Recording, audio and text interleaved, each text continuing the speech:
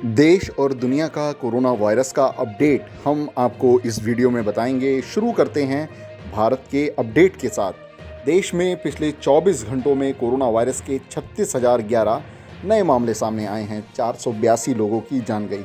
भारत में कुल corona virus के मामले अब 96,44,000 से ज़्यादा हो गए हैं।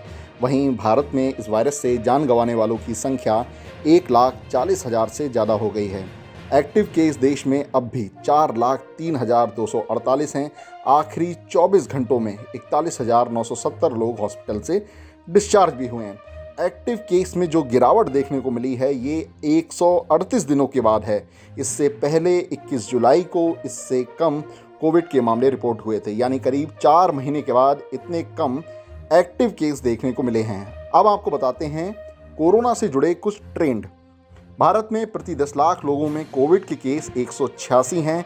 ये दुनिया के कई देशों से कम है। रिकवरी रेट भारत का अब 94% से ज़्यादा हो गया है। वहीं पिछले 24 घंटों में जो 482 लोगों की जान गई है, उनमें सबसे ज़्यादा 95 लोगों की मौत महाराष्ट्र में हुई है, दिल्ली में 77 और पश्चिम बंगाल में 49 लोगों की जान गई है।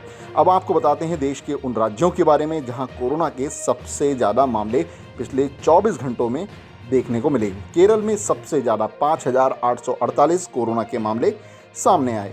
महाराष्ट्र में 4,922 कोरोना के केस रिकॉर्ड हुए। दिल्ली में 3,419 मामले दर्ज किए गए। पश्चिम बंगाल में 3,175 और राजस्थान में 2,076 मामले सामने आए। केरल में बढ़ते लगातार मामलों ने राज्य सरकार की चिंता बढ़ा दी है। इसी बीच हरियाणा, गुजरात, यूपी, मध्य प्रदेश, उत्तराखंड और हिमाचल प्रदेश में ठंड बढ़ने के साथ ही कोरोना के मामले भी बढ़े हैं। कोरोना वायरस से जुड़े अपडेट के बाद बात करते हैं वैक्सीन के अपडेट की।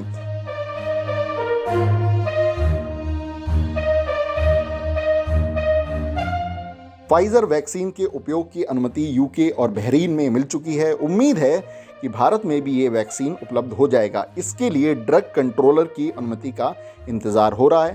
फाइजर ने भारत में वैक्सीन के इमरजेंसी उपयोग की अनुमति मांगी है। भारत में विशेषज्ञों ने फाइजर वैक्सीन के रखरखाव पर सवाल उठाए थे, क्योंकि इस वैक्सीन को रखने के लिए -70 डिग्री तापमान की ज़रूरत होती है, जबकि अन्य वैक्सीन 2 से लेकर 8 डिग्री के बीच रखे जा सकते हैं। इसी बीच कोरोना का जनक देश चीन भी वैक्सीन की तैयारियों में तेजी से जुटा हुआ है। चीन में कई वैक्सीन की फाइनल टेस्टिंग चल रही है। मीडिया रिपोर्ट के मुताबिक चीन के 5 वैक्सीन की टेस्टिंग रूस, मेक्सिको और इजिप्ट में हो रही है, लेकिन इसके लिए अमेरिका, यूरोप और जापान के अलावा अन्य विकसित देशों से सर्टिफिकेशन प्रोसेस की ज़रूरत होगी।